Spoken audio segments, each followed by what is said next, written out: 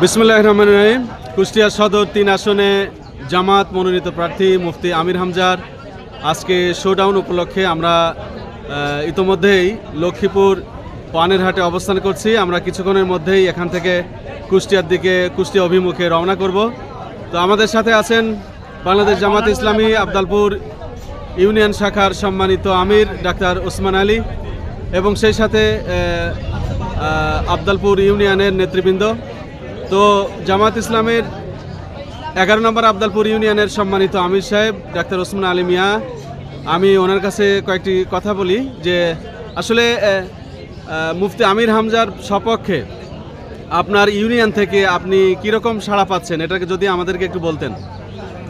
বিসমিল্লাহির রহমানির রহিম। বাংলাদেশ জামাত ইসলামী আবদালপুর ইউনিয়ন শাখা কর্তৃক আয়োজিত আমির হামজা কুষ্টিয়া সদর 3 আসনের নমিনির আজকে মহোৎসব শোডাউনের আমরা উপস্থিত হয়েছি লক্ষ্মীপুর পানহাটে। আমরা ইনশাল্লাহ সুশৃঙ্খলভাবে যাব এবং আমাদের ইউনিয়নে উল্লেখযোগ্য সাড়া আছে ইনশাল্লাহ। আমাদের ন্যায় নীতির মার্কা দাড়িপাল্লা মার্কা, ইনসাফের মার্কা দাড়িপাল্লার মার্কা। আমরা সবাইকে বিজয়ী করব।